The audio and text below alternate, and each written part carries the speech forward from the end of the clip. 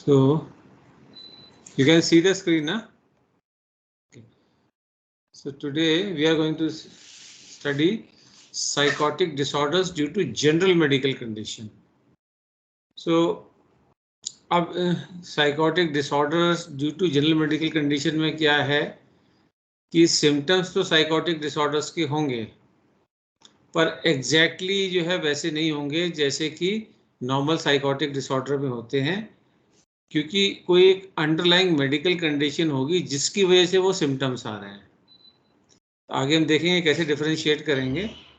So primary बात यही है, प्राइमरीली जो साइकोटिक डिसऑर्डर्स होंगे, जब कोई हमारे पास में आएगा साइकोटिक डिसऑर्डर के सिम्टम्स लेगा तो सबसे पहले हमको यही पता करना है कि कोई मेडिकल कंडीशन तो नहीं है उसकी। तो उस मेडिकल कंडीशन की वजह से भी हो सकते हैं या उस मेडिकल कंडीशन की वजह से जो मेडिसिन ले रहा है उसकी वजह से भी हो सकते हैं। तो पहले वो रूल आउट करना होता है, तब जो है कहेंगे कि हाँ साइकोटिक डिसऑर्डर है। अदरवाइज जो मेडिकल कंडीशन है फिर उसके हिसाब से चलेंगे। तो इसमें जो है सबसे पहले जो है कैसे डिफरेंशिएट करेंगे साइकोटिक डिसऑर्डर मेडिकल कंडीशन से है या नहीं है। तो जो ऑनसेट है यानी शुरुआत है साइकोटिक डिसऑर्डर्स की, जो नॉर्मल क्लासिकल साइकोटिक डिसऑर्डर्स होते हैं उसके कंपैरिजन में जो है लेट ऑनसेट होगा। जैसे मान लो कोई psychotic disorder normally early teens या लेट टीन्स या अर्ली 20s तक आ जाएंगे, लेकिन ये देखेंगे हम कि 40s में आ रहा है, किसी को 50s में भी आ सकता है, डिपेंड करता है। तो लेट ऑनसेट होगा, नॉर्मली जिस एज में आते हैं उसके कंपैरिजन में लेट होगा। और कोई non underline condition medical condition जरूर होनी चाहिए, कोई ना कोई। फिर जो प्रेजेंटेशन है सिम्टम्स का वो एटिपिकल होगा। एटिपिकल मतलब नॉर्मली जैसे प्रेजेंट होते हैं सिम्टम्स वैसे नहीं है। जैसे ये सीवियरिटी बहुत ज़्यादा हो सकती है या अचानक से हुआ फिर ठीक भी हो गया, फिर से हो गया, फिर ठीक हो गया, इस टाइप से एटिपिकल टाइप का होगा। और कोई फैमिली या पर्सनल हिस्ट्री नहीं होगी कि ना खुद को पहले कभी कोई साइकेट्रिक डिसऑर्डर हुआ है ना फैमिली को हुआ है, या कोई इलिसिट सब्सटेंस यूज पता चलेगा जब हिस्ट्री टेकिंग करेंगे वो हो सकता है, या कोई मेडिसिन यूज कर रहा होगा, जेन्युइन मेडिसिन, लीगल मेडिसिन, वो भी हो सकता है। फिर हम साइकोटिक डिसऑर्डर के ट्रीटमेंट में जो मेडिसिन देते हैं वो देंगे तो वो रिस्पॉन्ड नहीं करेगा मेडिसिन को। और जो सिम्टम्स हैं वो सडन ऑनसेट होगा। नॉर्मली जो डिसऑर्डर्स हैं साइकेट्रिक डिसऑर्डर्स हैं वो ग्रेजुअल ऑनसेट होता है, इंसिडियस होते हैं, कई बार तो पता ही नहीं चलता है कि धीरे धीरे हो जाता है।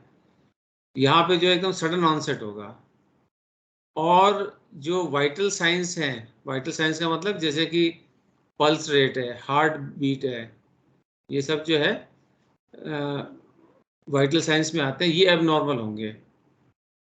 और जो मेंटल स्टेटस है वो कभी घट रहा होगा, कभी बढ़ रहा होगा। कभी तो लगेगा कि ठीक हो रहा है, फिर बिना बात के लगेगा कि अब डाउन हो रहा है। तो ये जो है सिम्टम्स है जिसको देख के डिफरेंशिएट करते हैं कि whether the psychotic symptoms which we are seeing are primarily due to some psychiatric disorder or due to some underlying medical condition। ये सारे पॉइंट्स क्लियर है तो आगे बढ़ो। ठीक, तो नेक्स्ट है, इसमें एक्सप्लेन करने का कुछ नहीं है। ये सब वो डिसऑर्डर्स हैं जो इंड्यूस कर सकते हैं साइकोटिक सिम्टम्स, जो इसमें टेबल में दिया है। CNS stands for central nervous system, जिसमें ब्रेन और स्पाइनल कॉर्ड आते हैं। बाकी सारे डिसऑर्डर्स के नाम दिए हैं। कार्डियोपल्मोनरी मतलब हार्ट का हो गया, ठीक है। तो ये सारे जो डिसऑर्डर्स दिए हैं इसमें से कोई भी डिसऑर्डर अगर है पेशेंट को तो वो अंडरलाइन मेडिकल कंडीशन हुई जिससे साइकेट्रिक डिसऑर्डर्स आ सकते हैं। गारंटी नहीं आएंगे, आ सकते हैं। तो जब पेशेंट की मेडिकल हिस्ट्री लेते हैं और उससे कोई पूछेंगे कि कोई क्या बीमारी है या रही है, तो ये सब इनमें से कोई बताता है तो वो इम्पॉर्टेंट फैक्टर हो जाता है डिसाइड करने के लिए whether psychotic symptoms are primarily due to psychiatric illness or due to underlying medical condition। ये डिसीजन डॉक्टर ने लेना होता है। फिर कुछ न्यूरोलॉजिकल डिसऑर्डर्स भी ऐसे हैं जिनसे साइकियाट्रिक सिम्टम्स आते हैं। ये बुक में मिस्टेक है, PSY की जगह SSY बड़ा वाला लिखा, SSY ना हेडिंग में लिखा है, लास्ट वर्ड, तो वो स्पेलिंग मिस्टेक है, इट इज PSY साइकेट्रिक। तो पहला है सीजर, सीजर वो कहते हैं दौरे पड़ना, तो उससे भी आते हैं। और 30 to 50% जो पेशेंट जो सीजर के होते हैं उनमें साइकेट्रिक सिम्टम्स देखे जाते हैं, मतलब काफ़ी हाई क्वालिटी, हाई नंबर है। अच्छा, सीजर भी दो तरह के होते हैं, पार्शियल भी होता है और टोटल भी होता है। टोटल में तो पूरी बॉडी सीज हो गई, पार्शियल में जो है क्या होगा कि पर्टिकुलर जो है ब्रेन का एक कोई पोर्शन होगा वो फंक्शन नहीं करेगा, और उसके साइंस क्या होंगे कि मेमोरी डिसफंक्शन हो जाएगा, याददाश्त की प्रॉब्लम आएगी, और जो दौरा पड़ने से पहले जो है उसको सिम्टम्स दिखाई देने लग जाएंगे, साइकोटिक सिम्टम्स, और हेलुसिनेशन हो सकता है, डीपर्सनलाइजेशन होता है, ये सब पार्शियल सीजर में। टोटल सीजर में तो आदमी बेहोश भी हो सकता है, डिपेंड करता है। सो एक खास बात यहाँ पे ये है कि जो हमारा टेम्पोरल लोब होता है, अगर उसमें जब प्रॉब्लम होगी खाली, तो ये पार्शियल वाला सीजर होगा। यानी कि अगर कोई साइकोटिक सिम्टम्स दिखा रहा है, हेलुसिनेशन भी हो रहा है, डीपर्सनलाइजेशन भी हो रहा है, मेमोरी भी डिसफंक्शन हो रही है, तो ये पॉसिबल है कि वो टेम्पोरल लोब जो है उसमें कुछ प्रॉब्लम है, जिसकी वजह से एपिलेप्टिक सीजर्स हो रहे हैं पार्शियल वाले, और वो देखने में लग रहा है कि वो साइकोटिक सिम्टम्स है। ये पॉइंट समझ में आ गया? देन पार्किंसन डिजीज, ये न्यूरो डिजेनरेटिव डिसऑर्डर है, तो इसमें न्यूरॉन्स जो है वो ख़त्म होते जाएंगे। तो अब जो है इसमें पार्किंसन डिजीज में क्या होता है, न्यूरॉन्स कहाँ के ख़त्म हो रहे हैं, सब्सटेंशिया निग्रा। ये सब यूएसटी पॉइंट ऑफ व्यू से इम्पॉर्टेंट है, जो मैंने अंडरलाइन कर रखे हैं कि सीजर में जो है कहाँ पे डिसफंक्शन होगा, टेम्पोरल लोब में। पार्किंसन डिजीज में क्या होगा, सब्सटेंशिया निग्रा, वहाँ के न्यूरॉन डीजनरेट हो रहेंगे। और PD यानी कि पार्किंसन डिजीज में 40% पेशेंट्स को डिप्रेशन हो जाता है, which is a very high number. तो ये जो है अंडरलाइंग ब्रेन की कंडीशन की वजह से हो रहा है, सिम्टम्स सारे वही दिखाई देंगे, डिप्रेशन वाले। फिर जो ट्यूमर्स की हम बात करें, उसमें भी हो सकता है। ट्यूमर जो हैं अगर ब्रेन में है, ट्यूमर का मतलब कोई ग्रोथ हो गई है ब्रेन की, ब्रेन में सेल्स की, वो जो ग्रोथ है उसकी वजह से प्रेशर पड़ेगा ब्रेन के ऊपर। अब जब प्रेशर पड़ेगा तो फिर जो है वो कुछ ना कुछ सिम्टम्स आएंगे, साइकोटिक या साइकेट्रिक सिम्टम्स आएंगे। और 50% केसेस में ऐसा होता है, ट्यूमर, ब्रेन में ट्यूमर है और साइकेट्रिक नेचर के सिम्टम्स आ रहे हैं। फिर जो फ्रंटल लोब ट्यूमर्स हैं, तो उसमें जो है क्या होगा, कॉग्निटिव इम्पेयरमेंट होगा। कॉग्निटिव इम्पेयरमेंट मतलब जनरली सारी जो फंक्शनिंग है उसमें कहीं ना कहीं इफेक्ट आएगा, पर्सनैलिटी चेंज हो सकता है, मोटर और लैंग्वेज डिसफंक्शन हो सकता है।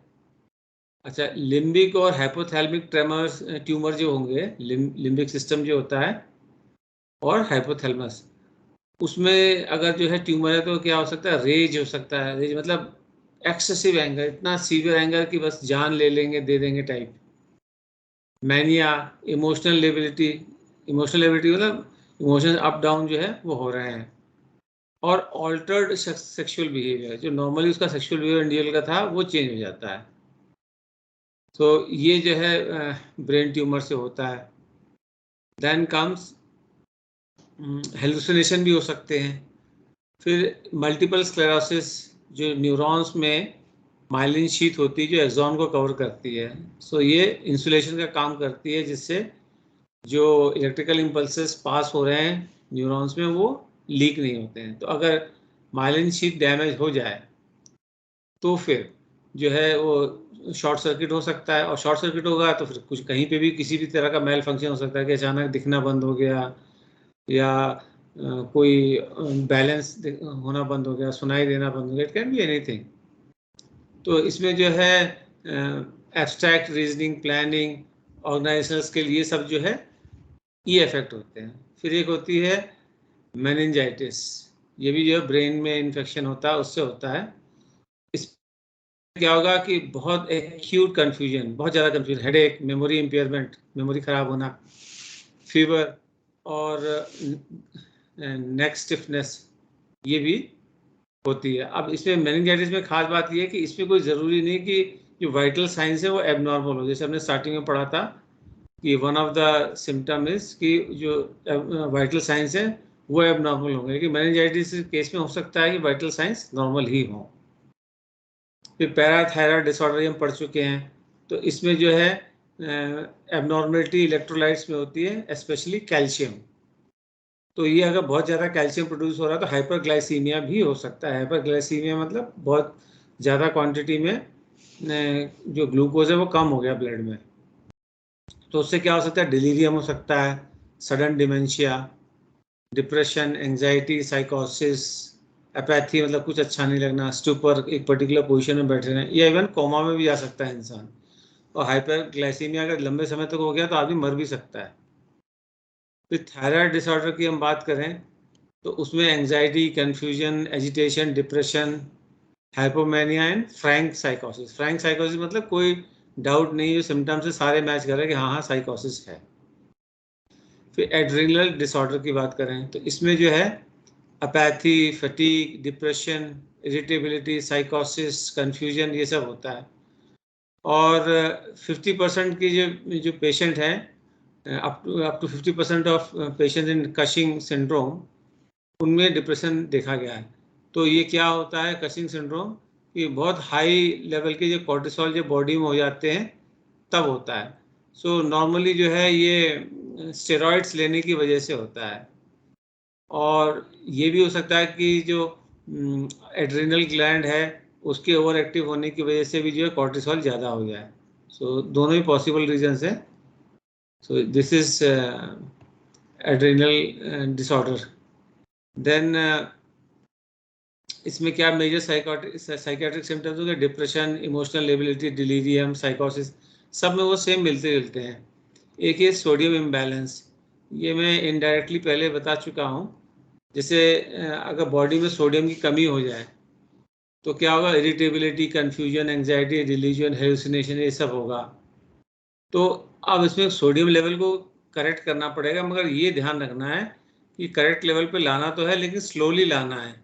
अगर एकदम से जो है हाई लेवल हो गया तो वो भी ठीक नहीं है। तो ग्रेजुअली जो है सोडियम लेवल को इंक्रीज करना है। तो इसमें जो है ये डिसऑर्डर होता है हेपेटिक एंसीफेलोपैथी। सो हेपेटिक एंसीफेलोपैथी में क्या है, कई स्टेजेस होती हैं।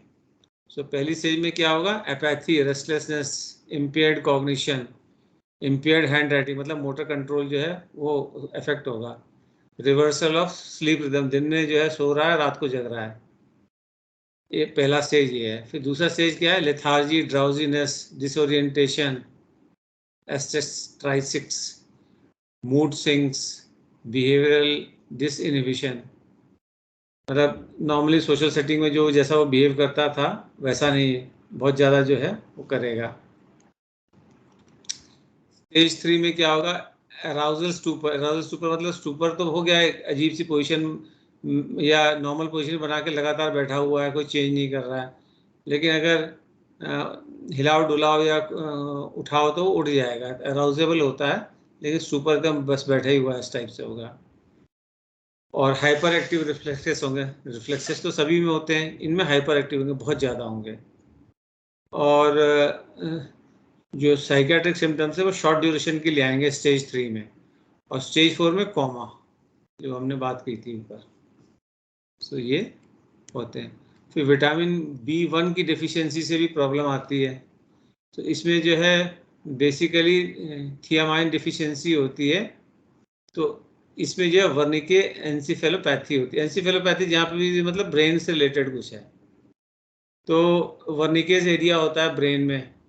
तो वर्निकेज एरिया ब्रेन में क्या करता है, वो स्पीच प्रोडक्शन का काम करता है, सॉरी कॉम्प्रिहेंशन का, वर्निकेज एरिया कॉम्प्रिहेंशन का करता है, ब्रोकाज एरिया स्पीच प्रोडक्शन का करता है। सो वर्निकेज एरिया जो है ऑब्वियसली अगर होगा तो कॉम्प्रिहेंशन पुअर हो जाएगा। तो हमने पढ़ा था जब अल्कोहल से जो है ये B1 की डेफिशिएंसी हो जाती है, कोर्साकॉफ सिंड्रोम पढ़ा था हमने। तो अब लेकिन ये ज़रूरी नहीं कि जो अल्कोहल पीते हैं सिर्फ उन्हीं में ये B1 की डेफिशिएंसी होगी, औरों में भी हो सकती है। ठीक है, फिर विटामिन B12 डेफिशिएंसी, इसको जो है कहेंगे बी कॉम्प्लेक्स भी बोला जाता है से, और इसको जो है कोबालामिन भी कहते हैं। सो इसमें जो है एनीमिया हो सकता है। अब उससे क्या होगा, डिप्रेशन, फटीग, साइकोसिस, प्रोग्रेसिव कॉग्निटिव इम्पेयरमेंट ये होगा। फिर सोडियम इम्बैलेंस तो हो ही चुका है हमारा। अल्कोहल की हम पहले बात कर ही चुके हैं। तो इसमें एक जो है ये चीज़ होता है कि अल्कोहल का जो विड्रॉल सिम्टम होता है ना, उसमें हेलुसिनेशन, डिलीरियम ये हो सकता है, इट इज़ पॉसिबल। तो अगर किसी ने एकदम से बहुत शराब पीता था और एकदम से बंद कर दी, या एकदम से बहुत कम भी कर दिए तो भी, सो अल्कोहलिक हेलुसिनोसिस जो है वो हो जाता है। तो मतलब अल्कोहल की वजह से हेलुसिनेशंस। सो ये नॉर्मली 30 डेज में, 1 मंथ में अपने आप ठीक हो जाते हैं। फिर कोकीन और एम्फेटामाइन ये हम पढ़ चुके हैं ऑलरेडी, इनसे जो है साइकोटिक सिम्टम्स आते ही हैं। फिर एक्सटेसी, जिसको MDMA भी कहते हैं, है? फिर उसको रेव पार्टीज वगैरह में यूज होते हैं। फिर सॉल्वेंट्स, तो सॉल्वेंट्स जो है उससे भी जो है हेलुसिनेशन होंगे, कॉग्निटिव इम्पेयरमेंट होगा।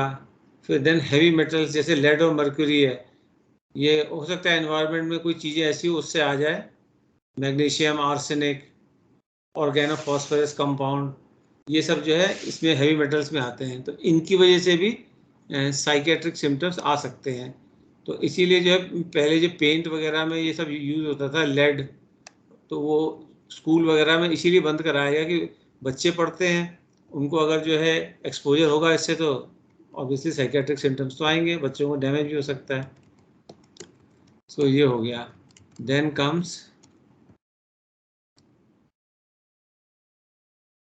Symptoms of psychotic disorders. तो ये हम ऑलरेडी पढ़ चुके हैं पिछले चैप्टर में, स्किज़ोफ्रेनिया जब हमने पढ़ा था। तो दो ही तरह के होते हैं, या तो पॉजिटिव सिम्टम होगा या नेगेटिव सिम्टम होगा। पॉजिटिव का मतलब कोई चीज़ नहीं होनी चाहिए वो है, नेगेटिव का मतलब कोई चीज़ होनी चाहिए वो नहीं है। तो एक्स्ट्रा कुछ है यानी पॉजिटिव, नॉर्मल से कम है तो नेगेटिव। तो पॉजिटिव में क्या क्या आते हैं सिम्टम्स में, हेलुसिनेशन, डिल्यूजन, बिजार बिहेवियर, कोई थॉट ब्रॉडकास्टिंग, उसको कहेगा कि मेरे थॉट्स जो है पूरी दुनिया में फैल रहे हैं। नेगेटिव में क्या होगा, रिडक्शन और लॉस ऑफ नॉर्मल फंक्शंस, जो भी नॉर्मल फंक्शंस है उसमें कम होगा, जैसे restriction and flattening of emotions, एकदम ब्लंटेड इमोशंस हो जाएंगे, ना खुशी हो रहा है ना गम हो रहा है।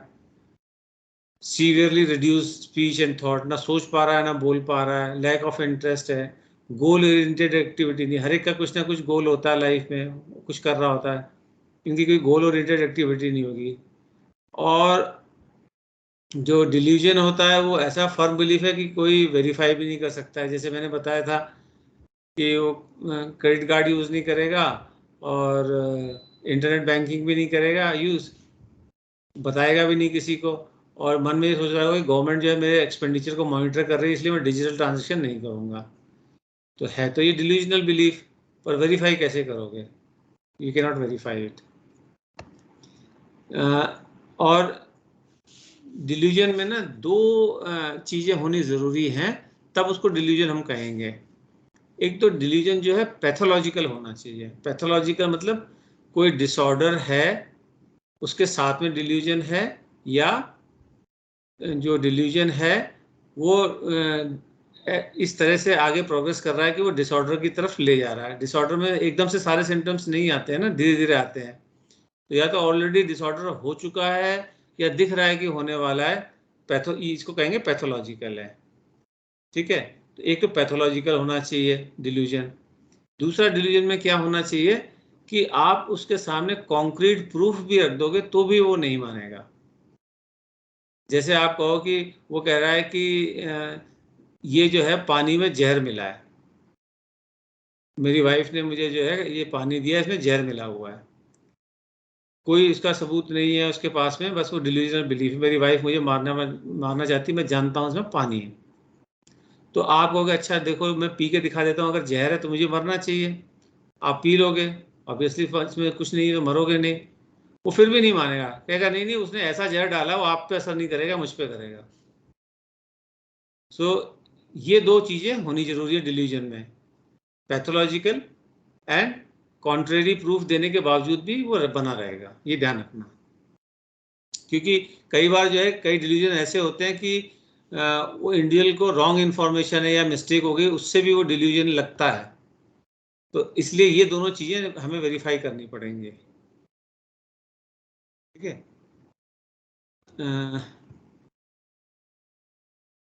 नाउ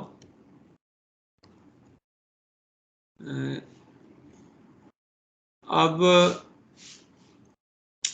एक और है, जो हेलुसिनेशंस जो है किसी भी सेंसरी ऑर्गन के हो सकते हैं, जो पांचों सेंसरी ऑर्गन है उसके भी हो सकते हैं, यानी स्मेल के भी हो सकते हैं। तो जो स्मेल वाले जो हेलुसिनेशंस होते हैं वो जो है अगर जैसे जली हुई रबर की स्मेल आ रही है या कोई और डिस्गस्टिंग स्मेल आ रही है, तो वो जो है हमने अभी जो पढ़ा था पार्शियल एपिलेप्सी वाला, जो टेम्पोरल लोब वाला, वो उस केस में ऐसे सिम्टम्स आते हैं, ठीक है।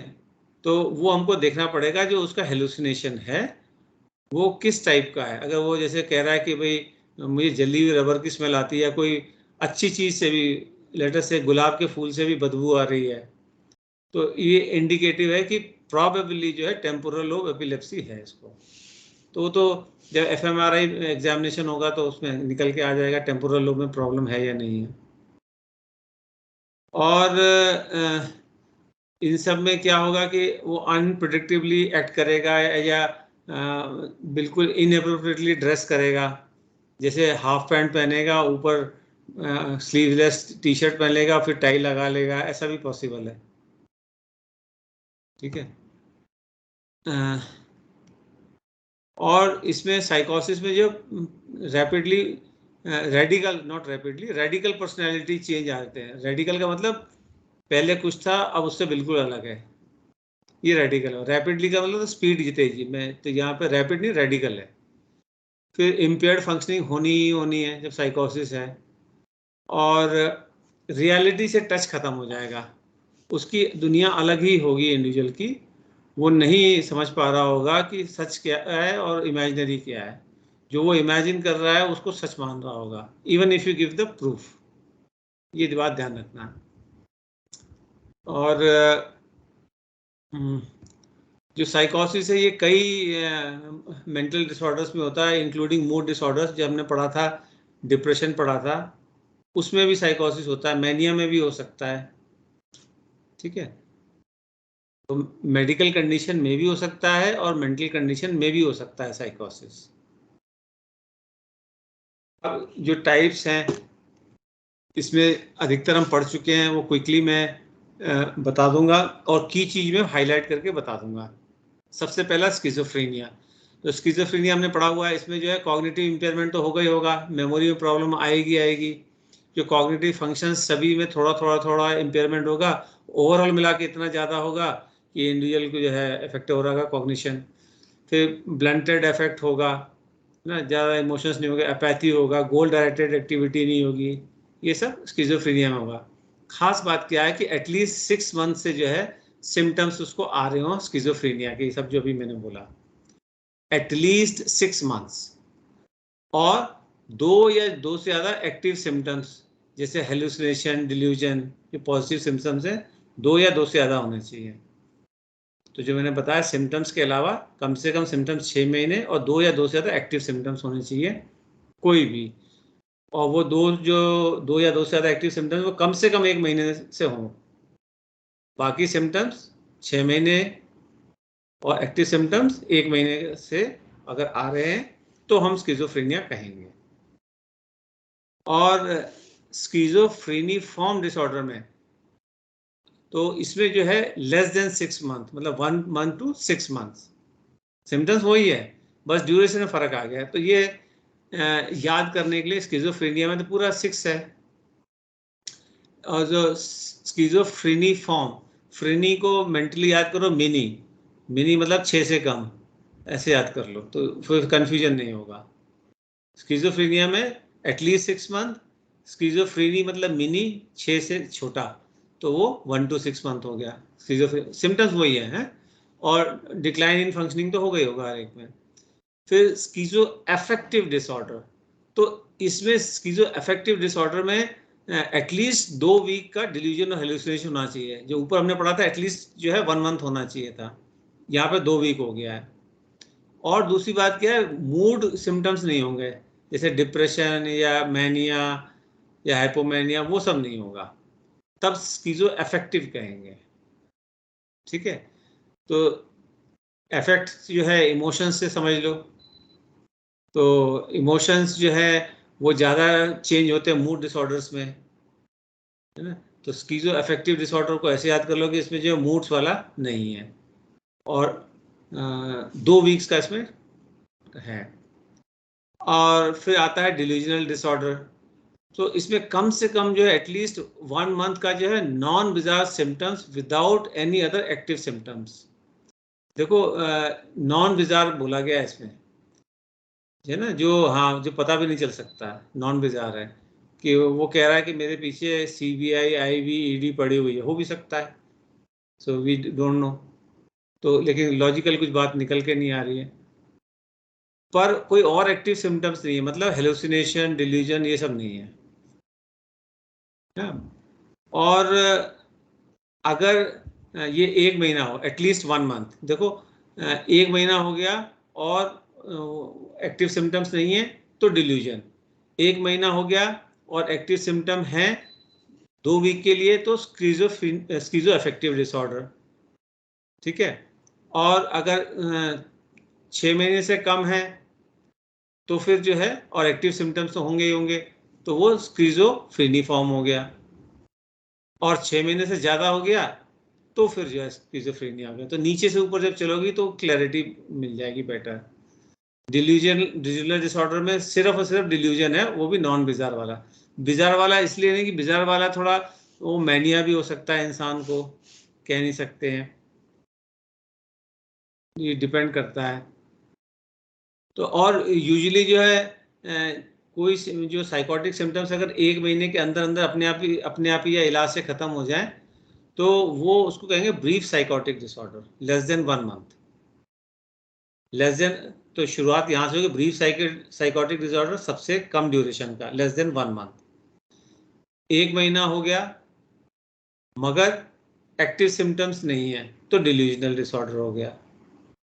फिर अगर 2 वीक से एक्टिव सिम्टम्स है, हेलुसिनेशन डिल्यूजन, बट जो ड्यूरेशन है वो एटलीस्ट 2 वीक्स की होनी चाहिए, पर मूड डिसऑर्डर्स नहीं होने चाहिए, मूड सिम्टम्स नहीं होने चाहिए, तो उसकी जो इफेक्टिव हो गया 1 month to 6 month with active symptoms. अब देखो यहाँ पे एक्टिव सिम्टम्स होने शुरू हो गए तो स्किज़ोफ्रेनिफॉर्म, और 6 महीने ज़्यादा तो स्किज़ोफ्रेनिया, ये एक बार लिख लोगी ना तो बड़ी इजीली याद हो जाएगा।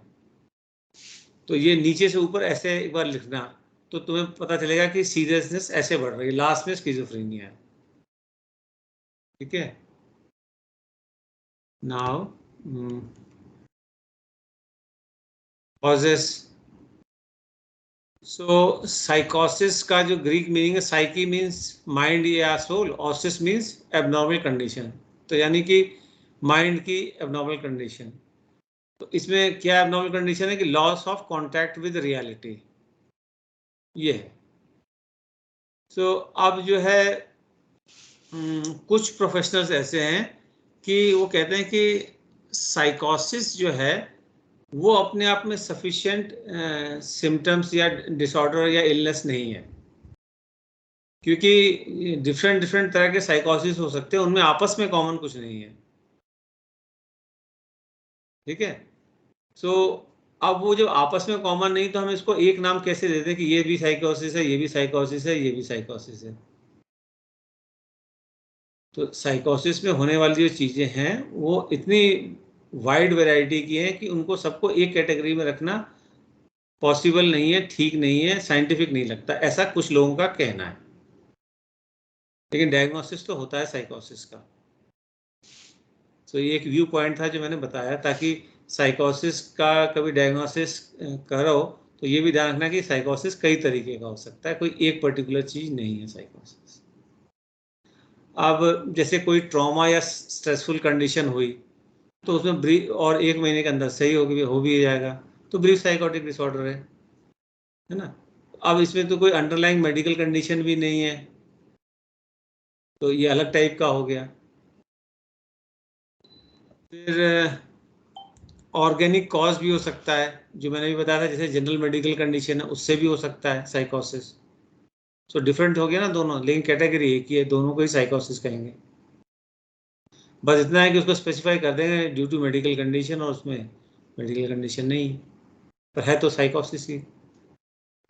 और जैसे एपिलेप्सी है, सेरिब्रोवैस्कुलर डिजीज है, वो ये चार्ट हमने ऊपर देखा था उसमें यही सब लिखा हुआ है।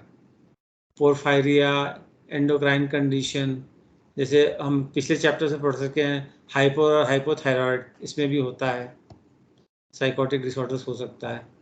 फिर जो थायराइड डिजीज है, टू मच और टू लिटिल जो थायराइड हार्मोन प्रोडक्शन होगा तो उससे भी, और brain tumour, stroke, infection of central nervous system, epilepsy, liver, kidney disease, systemic lupus erythematosus and central nervous system involvement, ये सब जो है सीवियर फ्लूइड इलेक्ट्रोलाइट डिस्टर्बेंसेस, जैसे वो सोडियम वाला मैंने बताया था, बहुत ज़्यादा स्वेटिंग हुई है, वाटर लॉस हुआ तो भी, उससे भी हो सकते हैं। मेटाबॉलिक कंडीशन जो है, जैसे ब्लड शुगर का लेवल का है, ऑक्सीजन से भी हो सकता है आदमी को। सो जो मैं अभी थोड़ी देर पहले बताया था, जो टेम्पोरल लोब एपिलेप्सी, उसमें जो है स्मेल आती है, हेलुसिनेशन में स्मेल आती है, तो इसीलिए उसको जो है ऑल फैक्ट्री हेलुसिनेशन भी कहते हैं। ऑल फैक्ट्री बल्ब जो है ब्रेन का वो हिस्सा होता है जहाँ नोज से जो है सारी नर्व एंडिंग जाके एंड होती हैं ब्रेन में। तो हमारे जितने भी सेंसरी ऑर्गन्स हैं उनसे जो है, जो सेंसेस हैं, सिग्नल लेके पहले जो है थैलमस में ले जाती है, थैलमस राउटर जैसे काम करता है, राउटर में जाएगी फिर वहाँ से डिस्ट्रीब्यूट होगी ब्रेन में।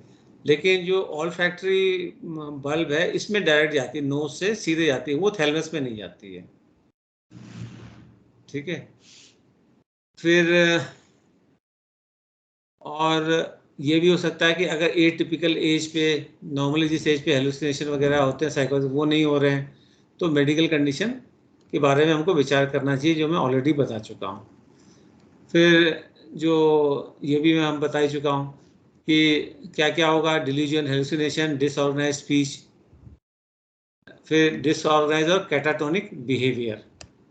तो कैटाटोनिक बिहेवियर मतलब मोटर मूवमेंट जो है बहुत रिजिड टाइप के भी हो सकते हैं, इम्पॉसिबल पोजीशन भी बना के घंटों घंटों बैठा रहेगा, या डिसऑर्गेनाइज तरीके से चल फिर रहा, उठ बैठ रहा है, ये सब डिसऑर्गेनाइज और कैटाटोनिक बिहेवियर हो गया। फिर सिम्टम्स जो है ऑलरेडी हम बात कर चुके हैं।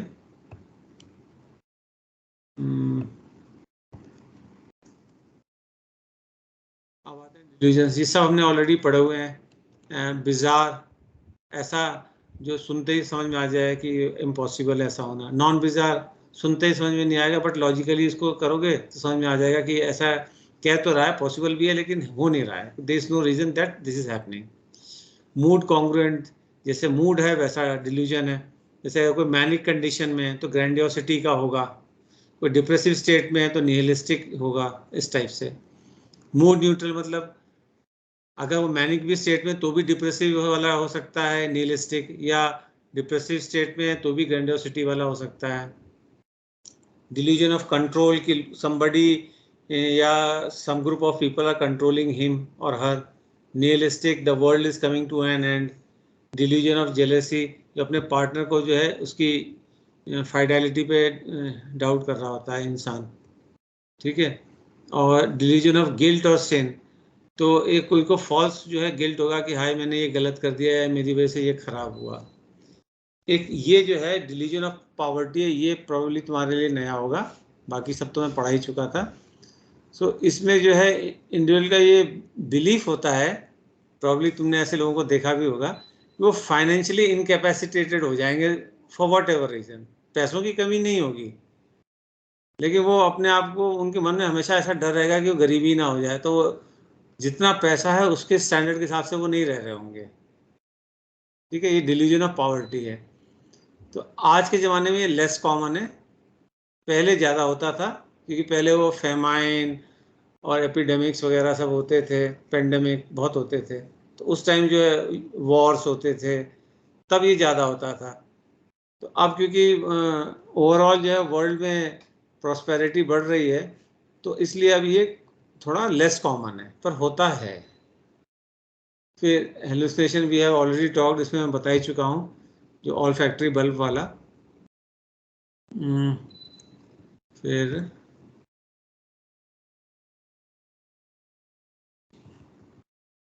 तो फिर और डिल्यूजन जो है माइंड रीडिंग का, somebody reading my mind, delusion of reference, जो टीवी पे जो है सॉन्ग्स आ रहे हैं या कोई मैसेज आ रहा है या कोई पिक्चर में कुछ सीन चल रहा है, वो मेरे को दिखाया जा रहा है, it has got some hidden meaning, it is a message for मी।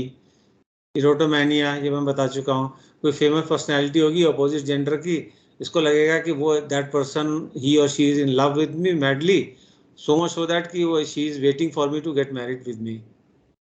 ठीक है। देन ग्रैंडियोस डिल्यूजन बता चुका हूँ, सुपर नेचुरल पावर फील करेगा, एक्स्ट्रॉर्डनरी पावर, पूरे मेरे में इतनी शक्ति है कि मैं सबका दिमाग रीड कर सकता हूँ। परसिक्यूटरी, always fearing that somebody is after him or her, people are cheating, trying to poison or drug me, harass कर रहे हैं, plotting planning। फिर रिलीजियस डिल्यूजन है, इसमें कि मुझे भगवान ने भेजा है धरती पे ये करने के लिए, things like that, I am the messenger of God, इस टाइप से। सोमैटिक डिल्यूजन में जो बॉडी का सम डिल्यूजन होगा कि कोई पार्ट जो है बहुत खराब है या बहुत बड़ा है या बहुत छोटा है या डिस्प्रपोर्शनेट है, what ever it may be.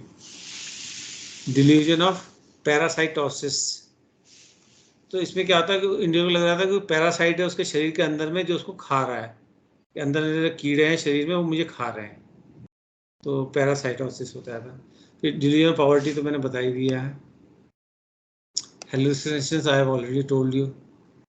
फिर psychotic orders due to medical condition, इसमें भी मैं बता चुका हूँ, वो epilepsy, migraine, Parkinson disease, cerebrovascular disease, dementia. और इसके अलावा मेटाबॉलिक इम्बैलेंसेस से भी होते हैं, जो मेटाबॉलिक इम्बैलेंस का एग्जांपल क्या है, हाइपोग्लाइसीमिया। ठीक है। और एंडोक्राइन डिसऑर्डर से भी हो सकते हैं, जो एंडोक्राइन ग्लैंड्स हैं, जैसे कि थायराइड है तो हाइपर या हाइपोथायराइड है। रीनल डिजीज, रीनल मतलब किडनी से रिलेटेड, तो किडनी में अगर जो कोई सीवियर प्रॉब्लम है तो उससे भी हो सकता है। इलेक्ट्रोलाइट इम्बैलेंस, जो मैंने बताया था कि अगर फॉर वॉट एवर रीजन्स अगर इलेक्ट्रोलाइट्स जो है बॉडी से इम्बैलेंस हो जाए तो भी हो सकता है। और ऑटो इम्यून डिसऑर्डर से भी हो सकता है कि बॉडी का इम्यून सिस्टम जो है खुद ही बॉडी को ख़त्म कर रहा है, that can also trigger psychotic symptoms. फिर जो हेलिसुनोजेंस हैं, जैसे पीसीपी, पेनसाइक्लोडाइन, फिर एम्फेटामाइन, कोकेन, मारिजुआना, अल्कोहल। ठीक है, ये सब भी साइकोटिक सिम्टम्स लाते हैं, ये हम पढ़ चुके हैं।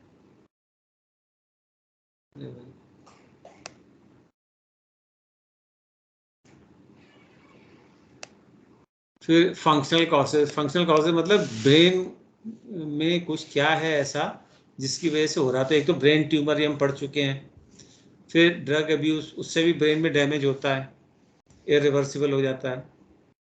ब्रेन डैमेज जैसे कोई इंजरी वगैरह हो गई, जो schizophrenia, schizophreniform, schizoaffective disorder, brief psychotic disorder, इनमें भी जो है ब्रेन में डैमेज हो जाता है। फिर bipolar disorder, severe clinical depression, इसमें भी जो है ब्रेन में हो जाता है डैमेज। हाँ, सीवियर साइकोसोशल स्ट्रेस इसमें भी हो जाता है, बहुत ज़्यादा है तो। फिर स्लीप डिप्रिवेशन, इससे तो ब्रेन में बहुत जो है एडवर्स इम्पैक्ट पड़ता है। अगर आदमी 3 दिन जो है लगातार ना सोए तो that person can be in delirium. और कोई ट्रॉमेटिक इवेंट हो या एपिलेप्टिक डिसऑर्डर जो हमने बताया था टेम्पोरल लोब वाला, उसमें भी। फिर अगर कोई ड्रग्स वगैरह लेता है रिक्रिएशनल या अदरवाइज, उससे सडन विड्रॉल हो, उससे भी, इन सब चीज़ों से ब्रेन में इफेक्ट पड़ता है। ये हो गया। फिर जनरल मेडिकल कंडीशंस जो है कौन कौन सी होती है, न्यूरोलॉजिकल डिसऑर्डर जैसे Parkinson disease, Alzheimer's disease, Cushing disease, hunting Korea, ये सब जो है हो गया। Brain tumour, dementia with Levi bodies, multiple sclerosis, sarcoidosis, Lyme disease, syphilis, ये सब न्यूरो डिजेनरेटिव डिजीजेस हैं। साइकोएक्टिव ड्रग्स ये हम बात कर चुके हैं, जो anything which alters the mind, वो उससे भी साइकोसिस हो सकता है। स्किज़ोफ्रेनिफॉर्म स्किज़ोफ्रेनिया पढ़ चुके हैं। स्ट्रेस का हम बता चुके हैं कि लेस देन जो है 1 मंथ वो तो ब्रीफ साइकोटिक डिसऑर्डर हो जाता है। और इवन नेचुरल जो डिजास्टर्स हैं जैसे अर्थक्वेक है ना, साइक्लोन है, सुनामी है, तब भी साइकोसिस हो सकता है। अब इसको समझो कि एक्सट्रीम स्ट्रेस में क्यों होता है, इसका साइकोलॉजिकल एक्सप्लेनेशन क्या है। जो एक्सट्रीम स्ट्रेस होगा तो हमारा माइंड जो है उसको झेल नहीं पा रहा है, तो माइंड जो है फिर कोलैप्स कर जाएगा अगर जो है उसकी लिमिटेशन से बाहर होगा। तो क्या ब्रेन जो है अपने आप को बचाने के लिए क्या करेगा कि ऐसी कंडीशंस क्रिएट करेगा ताकि ब्रेन को वो फेस ही ना करना पड़े, यानी कि वो एक अलग रियलिटी कंस्ट्रक्ट कर देगा जिस रियलिटी में वो स्ट्रेस ना हो। तो जब आप रियलिटी से डिस्कनेक्ट हो गए तो सेफ हो गए, है ना, अनप्रेजेंट चीज़ें निकल गई दिमाग से। वही साइकोसिस है कि आप रियलिटी से कटे हुए हो। या कोई फॉल्स बिलीफ बन जाएगा तो भी हमको वो चीज़ पेनफुल नहीं लगेगी। जैसे किसी के नियर एंड डियर वन की डेथ हो गई, तो अब वो बहुत उसके लिए ट्रॉमेटिक एक्सपीरियंस था। अब उसको जो है डिल्यूजनल डिसऑर्डर, ये अब उस ट्रॉमा से निकलने के लिए डिल्यूजन डिसऑर्डर हो गया कि मैं ये पूजा करूंगा, फिर मुझ में ऐसी शक्ति आ गई है कि इतने दिन पूजा करने के बाद मैं उसको दोबारा जिंदा कर दूंगा।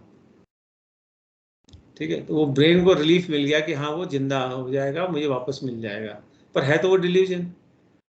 तो इसीलिए सीरियस स्ट्रेस में जो है उसका ये रिस्पॉन्स होता है ब्रेन का कि रियलिटी से कट कर देगा, कोई डिलीजन क्रिएट कर देगा सो दैट स्ट्रेस रिमूव हो जाए। ये साइकोलॉजिकल एक्सप्लेनेशन है। और जितना जो है इंडिविजुअल को सपोर्ट मिलेगा या उसके कोपिंग स्किल्स इम्प्रूव होंगे उतना बेटर होगा। जैसे स्ट्रेस सुनामी जो है आती है तो किसी एक के लिए थोड़ी आती है, सबके लिए आती है, सबको थोड़ी साइकोसिस हो जाता है। वो ये है कि कोपिंग स्किल्स इंडिविजुअल के कैसे है, सिचुएशन से हमेशा भागता है या फेस करता है या अपने आप को मजबूत बनाता है, ये सब डिपेंड करेगा। और सपोर्ट उसको जो है कितना मिल रहा है उससे भी बहुत फर्क पड़ता है। अगर मॉरल सपोर्ट भी किसी को अवेलेबल है तो भी उसका जो है हौसला बहुत बड़ा रहता है कि हाँ somebody is there with me, ठीक है, I have somebody to fall back upon. उतना भी कम नहीं होता, बहुत होता है उतना।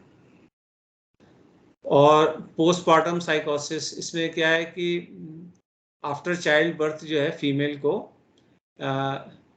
विद इन 3 मंथ्स जो है ये साइकोटिक सिम्टम्स हो सकते हैं। तो उसमें जैसे बेबी से अटैचमेंट नहीं होगा मदर को, और लोग नॉर्मली सोचते हैं कि ये साइकोटिक सिम्टम्स हो रहे होते हैं कि अभी बच्चा हुआ है इसलिए नॉर्मली ऐसा बिहेव कर रही है लेडी, लेकिन वो साइकोटिक सिम्टम्स होते हैं तो उसे पोस्टमार्टम साइकोसिस कहते हैं। वो सीवियर कंडीशंस में ऐसा भी हो सकता है बच्चे की जान ले ले माँ खुद जो है बच्चे को मार दे। तो इसलिए नॉर्मली ये विद इन 3 मंथ्स में आ जाते हैं सिम्टम्स डिलीवरी के। इमीडिएटली बाद भी आ सकते हैं लेकिन आने होंगे तो रफली 3 मंथ्स में आ जाते हैं। और अभी के कुछ साइकियाट्रिस्ट का ये भी कहना है कि पोस्टमार्टम जो साइकोसिस जो है फादर को भी हो सकता है, कि स्ट्रेस तो वो भी झेल रहा है ना, तो डिपेंड करता है कि कौन ज़्यादा स्ट्रेस ले रहा है। कि भाई अगर मान लो फाइनेंशियल स्ट्रेस है या वाइफ की भी देखभाल करनी है, बच्चे की भी करनी है, जॉब भी करना है, कोई सपोर्ट नहीं है, पैसा भी अरेंज करना है, तो फादर पे भी तो स्ट्रेस आ ही रहा है, माँ पे तो आया ही आया है, तो उसको भी हो सकता है। तो अगर कोई मेल जो है आता है साइकोसिस का, तो ये भी है कि हाल में घर में कोई बच्चा वगैरह तो नहीं हुआ। So defence mechanism in personality disorder, ये मैंने आप ब्रीफली बता ही दिया है। तो ये कोपिंग विद लाइफ है, ठीक है। Individuals with personality disorder have not developed adult mechanism for coping life. ये एक की बात है भाई। बच्चा अगर प्रॉब्लम आएगी डर के भाग रहा है, समझ में आता है, हर बार भाग जा रहा है, समझ में आता है, लेकिन बड़ा तो नहीं कर सकता ना इंसान ऐसा। उसको तो कुछ ना कुछ सॉल्यूशन निकालना पड़ेगा। जब प्रॉब्लम आएगी तो सॉल्व कैसे करना है। You just can not run away from problems in life. तो वो ऐसे लोग जिन्होंने अपना इफेक्टिव जो है डिफेंस मैकेनिज्म जो है नहीं बनाया है लाइफ में, उनको भी प्रोबेबिलिटी होती है साइकोसिस होने की। डिफेंस वीक है तो टूट जाएगा, फिर डिफेंस के लिए क्या चाहिए, रियलिटी से कट जाओ, कोई डिल्यूजनल बिलीफ ले आओ, ये है। फिर कल्चरली भी होता है, कुछ किसी किसी कल्चर में कोई कोई चीज़ें एक्सेप्टेबल होती हैं तो वहाँ पे वो नॉर्मल माना जाता है, उसको फिर डिल्यूजन कहना नहीं। जैसे कि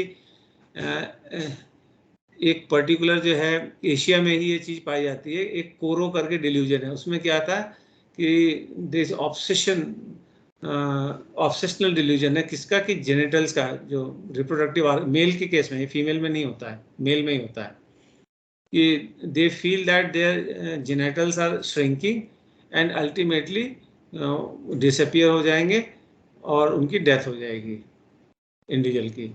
सो इसे कोरो कहते हैं।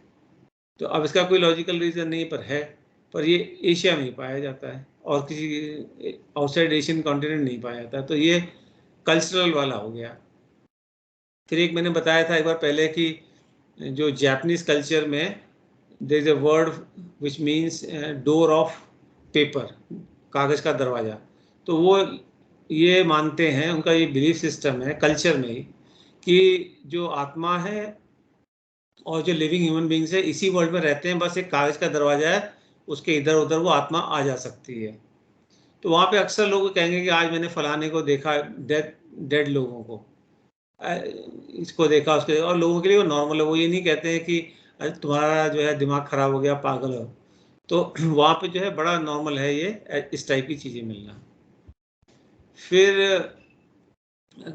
कुछ कल्चर्स में, जैसे इवन इंडियन कल्चर्स में, इंडिया में भी कुछ सोसाइटीज हैं ऐसी, वहाँ पे जैसे कहते हैं ना कि देवी आ गई, माता आ गई, तो वो और उसको बड़ा रेस्पेक्ट भी मिलता है इंडिविजुअल को, तो अटेंशन भी मिल रहा होता है, तो सब अच्छा मान रहे होते हैं, है ना? या कई होते हैं कि ऐसी इस तरीके से बोलने लग जाते हैं, समझ में नहीं आता है कि वो क्या बोल रहे हैं। तो उस कुछ कल्चर में माना जाता है कि ये जो है देवताओं की भाषा बोल रहे हैं, तो इस पे जो है देवता की कृपा हो गई है, तो इसको देवताओं की भाषा आती है, तो रिस्पेक्ट मिल रही, कल्चर में एक्सेप्टेबिलिटी है।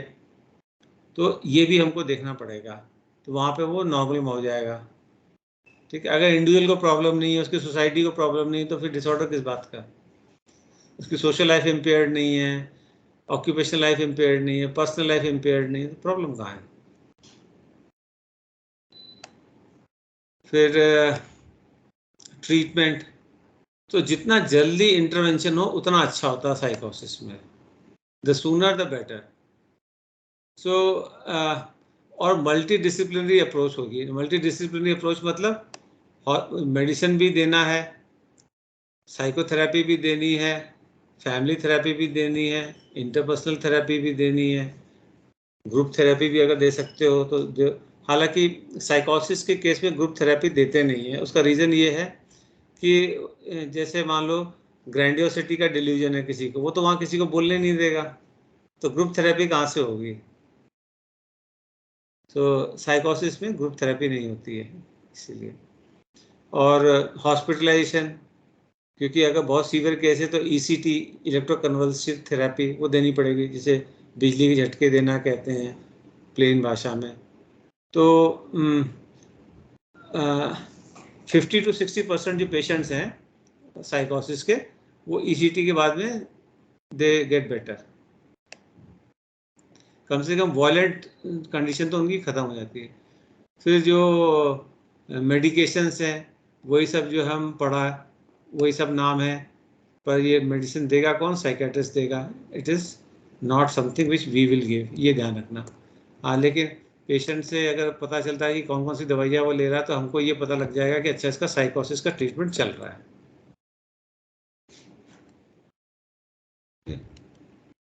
तो मेडिकेशन हो गया, देन कम्स साइकोसोशल थेरेपी। ये भी है जो मैंने बताया था ना कि साइकोसोशल सीवियर स्ट्रेस होने से भी ब्रीफ साइकोटिक डिसऑर्डर हो सकता है। अब जैसे किसी रिलीजन में कोई ऐसी प्रथा है कि स्पाउस की डेथ पे जो है, जो सर्वाइविंग स्पाउस है उसको भी मरना होगा। तो अगर किसी का जो है स्पाउस मान लो कि बीमार है, बहुत मरने की कंडीशन में है, तो उसके स्पाउस को तो साइकोसोशल स्ट्रेस होगा कि अगर ये मर गया तब मुझे भी मरना पड़ेगा। मैं तो जीना चाहता हूँ या चाहती हूँ लेकिन सोसाइटी मार देगी मुझे, तो सीवियर साइकोसोशल स्ट्रेस हो गया। या बहुत सीवियर डिस्क्रिमिनेशन हमेशा होता है, बात बात पे होता है, हर जगह इंसल्ट किया जाता है, तो ये भी हो गया, तो भी साइकोसिस हो सकता है। तो ये सब जो साइकोसोशल स्ट्रेसेस हैं, इसमें जो है इंडिविजुअल को हेल्प की जा सकती है दूर करके, जैसे उसकी कम्युनिटी को, उसकी सोसाइटी को एजुकेट करके, या इसको ऐसी जगह पे रिलोकेट करके जहाँ पे ये स्ट्रेसेस ना हो, या उसको सपोर्ट सिस्टम जनरेट करके, या लीगल प्रोटेक्शन दे के, या पुलिस प्रोटेक्शन दे के, whatever may be the case, depend करता है कॉन्टेक्स्ट पे वो होगा। So with this I come to the end. So recording finish कर दूं मैं? ठीक है।